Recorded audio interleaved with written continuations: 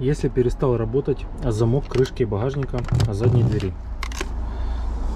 Открываем крышку правую в багажнике, добираемся до блока релейной сборки и предохранителей в правой части багажника. После того, как мы добрались к блоку релейной сборки и к блоку предохранителей в задней части автомобиля, нам нужно найти 84-й предохранитель на 7,5 ампер. Если считать справа налево, он у нас 4-й по счету. 1, 2, 3, 4. Предохранитель на 7,5 ампера. Далее при помощи приспособления снимаем предохранитель на 7,5 ампер. Проверяем его целостность. Если предохранитель перегоревший, меняем его на новый. Устанавливаем новый предохранитель на место. И проверяем замок крышки задней двери.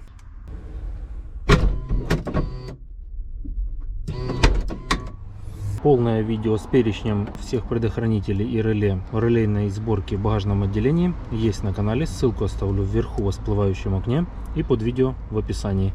Переходите по ссылке, смотрите видео.